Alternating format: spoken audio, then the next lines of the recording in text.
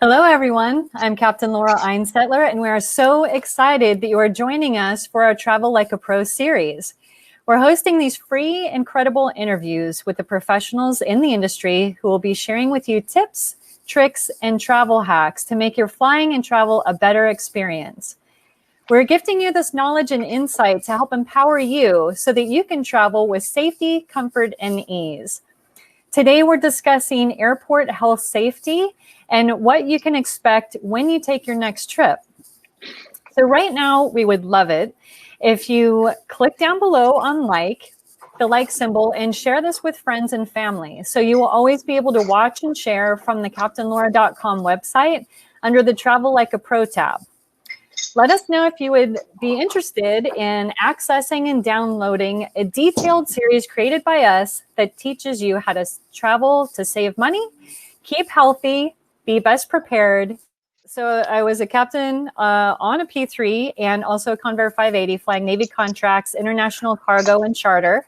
I was a flight instructor teaching all levels of flying. Flew aerobatics and a Kristen Eagle and a Pitts S2B decathlon, and was also an air show director for an air show performer. I have a Bachelor of Science degree in Aeronautical Science and a minor in dispatch from Embry-Riddle Aeronautical University, and was accepted to the Air Force Academy. As a teen, I worked 3 jobs to pay for my flying lessons at 15, soloed on my 16th birthday, and got my private pilot license at 17. I'm a mother of 2 awesome children, wife to an aeronautical engineer and military man, and author of 2 books, one Removed Before Flight for all air travelers, and also Lost and Found, which we hope to make a movie and series. I do guest speaking, and also I'm a media spokesperson. But today we're so honored to have with us the incredible Captain Alberto Diaz. Welcome. Hi. Hey, Laura. How you doing? Great. Thanks so much for being with us. Oh, it's my pleasure. Everybody all about kind of your history and your bio too, because, you know, Captain Diaz is the entire base head in Los Angeles for United Airlines. And he has an excellent reputation of leadership and management for the past 25 years with United. He was a part of the RISE Leadership Program last year, and previously, Captain Diaz was also the superstar chief pilot for 1,100 pilots for 4 years out of Los Angeles. He implemented and, let me see here. So he implemented several employee and customer engagement programs and consistently received the highest scores in the company on the company's surveys for his efforts, professionalism, and leadership. Captain Diaz was also a board member of the LA's Best local charity, which also encourages enrichment programs for youth in the LA Unified School District. He was an assistant chief pilot for 4 years and has been a captain for nearly 20 years with United. And he's type rated on the Boeing 737, the 767, the 777, and the A320. He was a captain at the commuter airlines and also served 8 years in the United States Navy as a fighter pilot flying the F-18 Hornet. He spent time also in Desert Shield in the Persian Gulf. And there you can see him. And he has his bachelor's degree in biology from Cal State University, Northridge, where he also played varsity basketball. And of course, we love basketball here too. And Captain Diaz is married to an amazing ER doctor who is constantly every day on the front lines of COVID in the ER. And he has 3 incredible daughters that also play competitive basketball. He resides here in Southern California with his family, and originally immigrated with his parents from Cuba originally. So I first met Alberto when I had the pleasure of being his co-pilot. We had a trip down to Cancun where he busted out his Spanish. So that was great because I didn't know what I was reading. So welcome, and thank you for being with us. Really excited. Sure, Laura. Yeah, thanks for that introduction. Boy, that's quite a mouthful. Well, I'm using my Spanish a lot more now because I've been doing some Telemundo and Univision interviews too. Really? So yeah, it's been pretty good. Yeah. Oh, no kidding. So are they asking you about all these things? Yeah, and it's I'm finding that my vocabulary is lacking sometimes, and I have to do a little bit of pre-study too for all the electrostatic spraying in Spanish, those kinds of things, right? So it's been a challenge. It's been fun. Well, that's great, and that's why we wanted to have you on, because everything that United and all the airlines are having to do to make these changes with everything that's happening. And so, can you tell us about some of the protocols now in place at the airports? Sure. Boy, yeah, we've been at this for a while now. What is it, month nine or 10 now, trying to come up with keep ways to keep everybody safe, right? Obviously, safety for all the airlines is always number one, right? So, in keeping with that, the first thing we started doing, and this is before mask wearing, was we were cleaning. Basically, started cleaning and started putting sneeze guards and those kinds of things. But you roll forward 10 months, and really, when you show up to the airport, the whole place just kind of smells like a hospital. There's like an antiseptic smell to the place.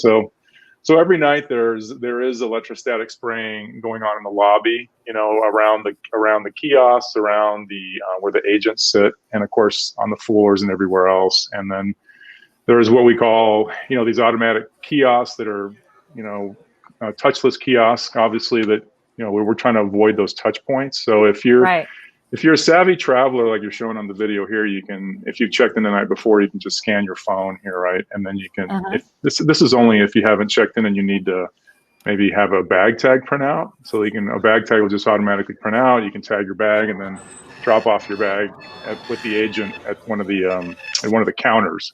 And when you get to the counter, there'll be an agent behind a plexiglass shield and that kind of stuff. And then from there, you just make your way over to security. And if you have trouble, then there are agents running around. Of course, everybody's got their mask on, and there's social distancing, signs and where to stand and everything else.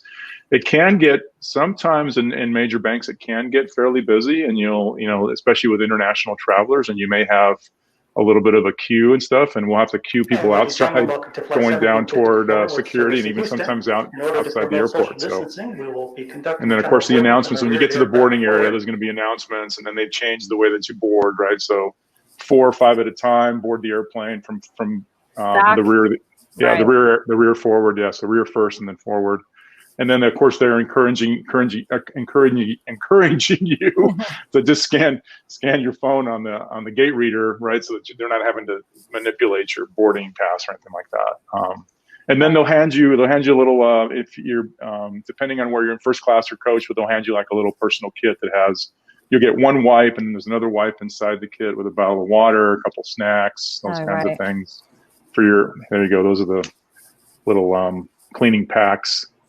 And then before you get on every one of these airplanes, every time it comes into the gate, it's wiped down, of course, like you see here, but there's also electrostatic spraying. They come in with these guns, and there's a charged, the fluid gets a charged particle. Basically, it turns into a positive charge or a negative charge, and then it's attracted to the positive of the surfaces. So it kind of envelops tray tables, envelops the seat. It doesn't just fall to the ground, right? It's attracted to the surfaces. This is an example. This is an example of antimicrobial spray. So we just recently, we're partnering with Clorox. So recently we started this antimicrobial spray, and it's almost rolled out to all the hubs now. And then they're doing that where this is besides the electrostatic spraying. So this is the electrostatic spraying with a portable unit. The previous one was the antimicrobial, that it's like this fogger that leaves this antimicrobial chemical, and it actually has these microscopic little spikes that the viruses and bacteria are attracted to, and it kind of punctures them. But anyway, that can stay on. That if it's effective for about 7 days. Is actually 7 days is kind of where we go around and we swab and we test it, and we figured out that 7 days is a good normal or a good safety time period to leave for that to be effective. And then on top of that, they go around and they still electrostatically spray on top of that. Now they're still looking at all those protocols and working with the Cleveland Clinic and Clorox to adjust those protocols. I'm not sure. Might have lost Laura there. Are you back? Oh, there we go. No, you're still there. What's happening? I didn't see you, so I thought you were gone. No, I'm still here. I was boring you to death with electrostatic spraying. But yeah, Never. so besides the antimicrobial stuff, we're still, kind of, just because we're doing it, but they're going to be studying, do we need to do the electrostatic spraying as often as we're doing it if we have this antimicrobial, layer underneath that. And then of course in the cockpit there's the UV light and all that other stuff, right? So that they have these wands. They're not wands. They're like a big lamp that goes up and down, and there you go. And so they're cleaning the cockpit. They find they can't obviously spray up there with anything that's fluid, because of the instruments.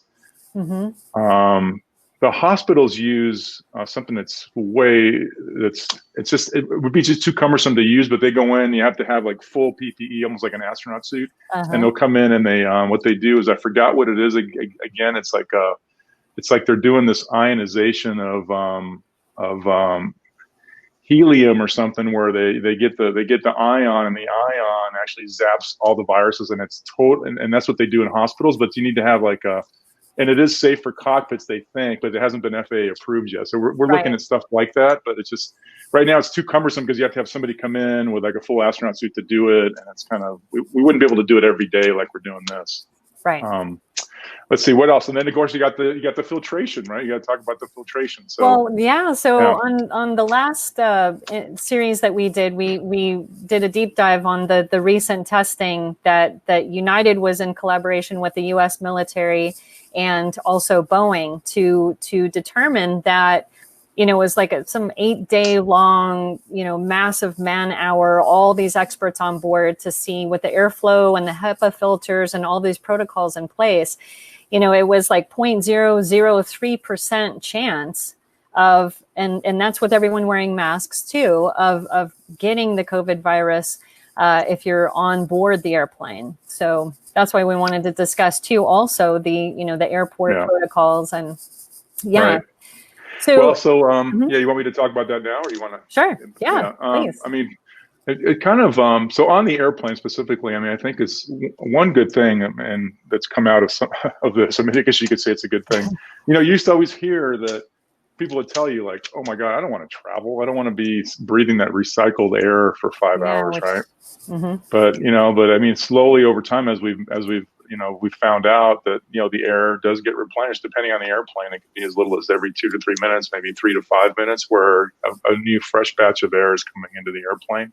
Yeah. And then there's also the way that the air circulates. So if you think about it, it circulates down from the vents and kind of comes around the walls of the airplane. But in so doing, it goes through those HEPA filters, right? And it goes back up into the mixed valves. And then, of course, it's evacuated out of the back of the airplane with those outflow valves to adjust the pressure of the hull, and then new air is coming in constantly. So it's a combination of filtering the air, the way that the airflow works, and the HEPA filters that basically create almost like a negative pressure room in a hospital, or recreate an outdoor eating environment, really. So that's a real plus. So we feel like it's as safe as it's going to get on the airplane, and everybody's wearing their masks on top of that.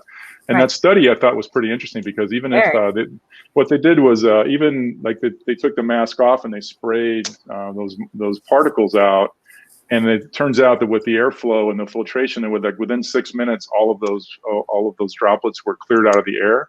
Where in a typical office room or somewhere indoors, it would take like 25 minutes for that to happen, and it happened within 6 minutes on an airplane. So that was a pretty powerful study. So I think, we talked about yesterday a little bit about you doing your own risk analysis, right, of what you're going to be doing if you're going to be going to whether it be a supermarket or going out to eat.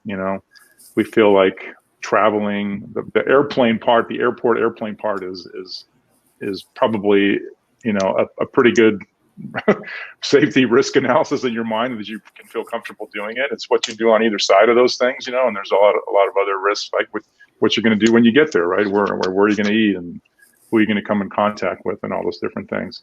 I'll just add too that at the airport itself, there's a lot of things that the airport authorities are doing too, with filtration and trying to sanitize everything. So we just recently upgraded our terminal with a remodel in Terminal 7, and so a lot of the newer airports will have in the overhead, they'll have some of these. They have HEPA filters, and they also have some of these ionization filters that basically again, with a charge, electric charge, any kind of particle or bacteria or virus gets kind of zapped as it goes through these filters. And so they have some of that stuff in the overhead. They actually shine UV light down in the restrooms, down onto where you're washing your hands in the bathrooms, to try to disinfect that way. And even on the escalators, when you're riding the escalators down on the handrails, as the handrails go underneath the escalator, they're shining UV light underneath those on the handrails to try to disinfect the handrails. So they are doing a lot of stuff like that, and they're trying to make it as touchless as you can. There's different companies in that same effort, like Clear. Clear's trying to do something where they can just have somebody go all the way through without having to really interface with anybody. Yeah, it scans your face, and then it meters you through security, and then that gets you into the United Club if you wanted to, or gets you to the gate where you can just go on board the airplane, I guess. So a lot of airports are doing that for international too. So it's just a constant iteration. Then the one last thing, I guess, is temperature checks. We've been doing temperature checks for everybody. We don't do them for passengers yet. We've been talking about that. The airport has had a couple trials where they've had these military grade, I'll just call them military grade, forward-looking infrared pods at the international terminal, where they actually can scan, probably 60 to 100 people at a time, maybe even more. Wow. And everybody's got their little, and it would give you like a little alarms and shows you what everybody's temperature is, and they even can show you a 6-foot radius around those people and see who they've come in contact with for any kind of contact tracing.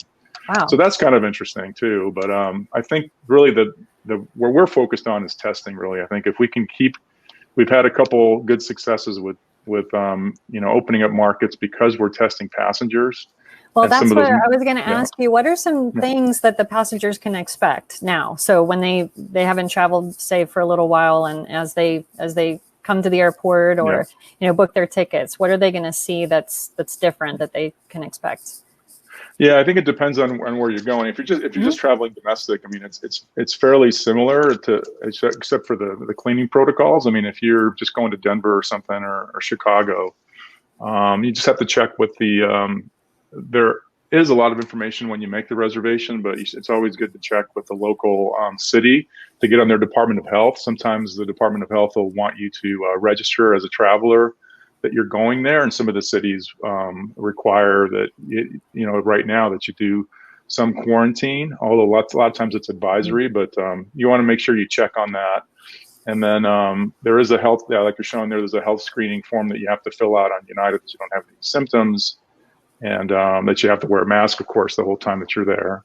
That's really the main thing. I mean, it's the rest of it domestically, it's no big deal. Now, if you go internationally, you're gonna have to test, right? So for Guatemala, Salvador, if you're going to London out of Newark, if you're going to Hawaii now, the only reason we've been able to open up Hawaii is we've made an agreement with the Hawaii government that would allow tourists to go to the Hawaiian Islands and not quarantine as long as they've had a test. So, all that information is there. You just have to make sure you read up on it and get the testing, done. Well, and then doesn't United provide some of that? Like if it's like the rapid COVID testing for certain routes, like London out of Newark, and then San Fran to Hawaii, and I think you said Houston to Central America or South America. Yeah. So out of those markets, and United will provide for a fee. It's not free yet. They'll mail you a kit, and you can self-test at home. Some of the cities require some facial recognition to make sure that it's you. But so they'll either mail you a kit, or you can get a test at the airport and get the results back within 15 minutes or so, or half an hour at the most. And that's in San Francisco. It's also going to be rolling out in Houston, and then with the Newark London Heathrow flight, that's also available there too. We're trying to get it to the point here in LA where it's all through insurance and available to everybody that comes in, including employees. But yeah, that's a very good point. It's that those cities you can actually get it done. But if you don't have that capability, let's just say you're just traveling to, let's just say Guatemala, Salvador, or let's say Hawaii right now, and you're not even traveling on United. Maybe you're traveling on some other airline. You could just go get tested, right? And make sure you read about what test is which companies they're approving for, accepting the test, I guess. And then once you have that, then you're good. You fill out the Department of Hawaii Health form, and then you upload your test results on that, and then it'll give you like a little bar scan on your phone. And when you get to Hawaii, then you just show that when you get off the airplane, and that precludes you from any kind of restrictions, I guess. Okay. Well, and that would be great, because then, people don't have to quarantine for that 14 days, or in some cases 7 or 10 days, depending on the place, right? Right. Yeah. Okay. Right. Well, what are some things that people can do to best protect themselves then as they decide to travel? Because we are not trying to pressure anybody. We want to share information to let you know what's being done and what the risk factors are and things like that. So, yeah. Yeah. Well, to protect yourself, just in general, I think you obviously have to wear a mask everywhere at the airport and on the airplanes. But if you're going to be going to visit family, let's say, you're going to take the risk and go visit family for the holidays or something, which CDC doesn't recommend. But let's say you're going to be doing that, it would be best if you like for sure quarantined at home for a while, right? And what they're saying is and I'm not going to give you any medical advice, but if you can quarantine, for at least 7 to 10 days, and at day 5 take a test, take a PCR test, and if that comes out negative, then when you go to the airport, at least you knew when you went to the airport that you didn't have COVID, and then then from then on, it's you may have to test again to really try to assure yourself. But again, I think this virus, it's very difficult because you give yourself sometimes a false sense of security by testing. And if you don't test all the time, you could be still contagious and not having any symptoms. So I think the main thing is like what the CDC says is just keep your distance, keep wearing your mask, and keep washing your hands. A lot of people are really freaked out sometimes, even at the airport, if they touch any kind of surface or anything else, or somebody hands them something. But just remember, if you just keep washing your hands and don't touch your face, you're gonna be okay. Right. That's what I wrote about in my book a couple years ago before all of this, just to prevent colds and flus, is just don't touch orifices. Yeah. So, but now everything's so super clean. So that helps a lot. Are there other things that you think that people should know, and maybe what to expect as we move forward within this arena that we're in? Well, let's see. The other things, I just think going forward, it is going to get easier and easier. We're going to have the vaccine. There's going to be more quick, easy tests that are probably either free or insurance will pay for it. So you'll just have to show up to the airport and get a quick test. There's a lot of studies out there that show that we will catch more people with COVID if we can just do these quick tests, whether they be saliva tests or not. So they're not as effective as the PCR test or even the Abbott Labs antigen test, but if you do it more often, you actually catch more COVID, because you potentially catch people when they're not showing symptoms, and if you're testing infrequently, but with a PCR test, yes, it's a very accurate test, but there's a period of time when you don't have symptoms that you may not still show positive on a PCR test, and so you get this false sense of security and just kind of move on your way. Whereas if you're testing almost every other day, you would just catch it more. So I think moving forward, that's going to be the world you live in, where you just test all the time and wear a mask until you get about what they say about 70% of the population that has the vaccine. And at that point, it looks like hopefully we will eradicate the virus. One other interesting thing to note is these PCR tests that we are getting from, I'm sorry, not the PCR test, but the tests from Pfizer the vaccines from Pfizer. United was actually the first commercial airline to transport those from Brussels to Chicago, and that's a pretty exciting news for us. Mm-hmm. And we had to get an exemption from the FAA to do that. It took 3,000 pounds of dry ice is the limit for hazardous material of hazardous weight of that you can carry of dry ice, right? And they had to get an exemption because they have these refrigerators, but they had to pack them with 15,000 pounds of dry ice, because you can imagine it sublimates out, but it limits the amount of sublimation. So the FAA was able to buy off on that to keep it at those temperatures. So that's going to be really exciting. And the reason that they give you those, what I was getting to is the reason they give you those 2 doses apparently I was talking to my wife, the ER doctor, the other day, and we're listening to a podcast. Is the first dose gives you the initial inoculation, and you develop antibodies on that one. So it's messenger RNA. So your body's making these spike proteins. That's initiating the antibody response, and now you have these antibodies. 21 days later, then you get another, I guess maybe a little bit more potent dose. I'm not sure, and that initiates the next response. But you already have the antibody, so you won't get sick. Obviously, you're just going to have a better response. So that reactivation of it and a stronger antibody response should make it so that you're not going to be able to shed COVID virus after you're vaccinated, right? So that's one of the questions out there right now is, even if you get vaccinated, can you still spread the virus? And hopefully these Pfizer scientists are correct, and this is going to eradicate it. But what else? Oh, you can go to united.com/clean plus. That's that link I sent you, I guess. Clean plus. For more information. Yeah, it has a lot of information there. A lot of great videos. Yeah. And I think you said people can ask questions directly too, if you have airport or cleaning or even airport questions. You can go there. Yeah, I think you can leave there's a way you can text a question to, I forgot the text, but it'll show you how to do that. And then I guess that's about it. I mean, gosh, all the spraying. What else? Oh, when you leave the airplane too, obviously there's a whole different way of, they're calling, rows by row numbers to exit the airplane, which is nice too. And I'm trying to think what else. I think that's about it. I mean, it's just, like I said, you have to make a risk analysis in your own mind, whether it's safe to travel. We feel like it is. And we feel like we're kind of getting to the point where we can see the beginning of it's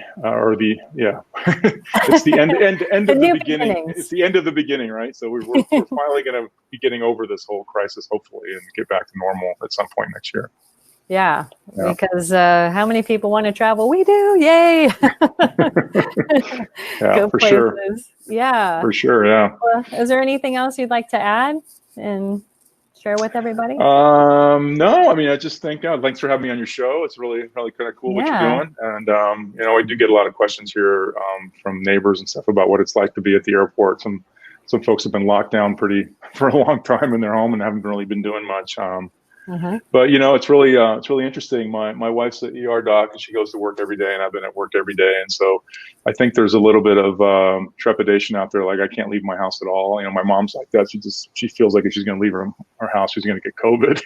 Yeah. And there is. I mean, if you just get down to those basics, I think there's a lot of examples where there's been outbreaks, and the folks that have been wearing their masks and adhering to those policies have been able to not get COVID. So just keep doing that, keep washing your hands, and stay strong, keep the faith, and we'll all get through this.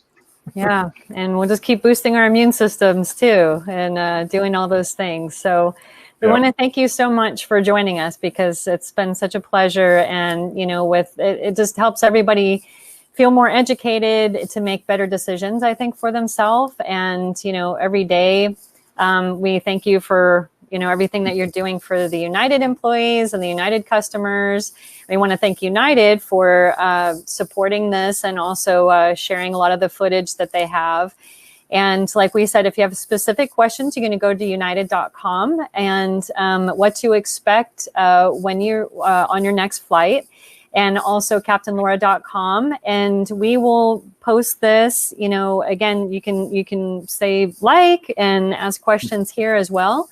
And we'll also have it on the website, so you can watch it and share it if you think that this is valuable to you. And so we want to thank everybody for joining us today. And we're so thrilled that you're with us, and we can't wait to see you again on board with us for the next adventure.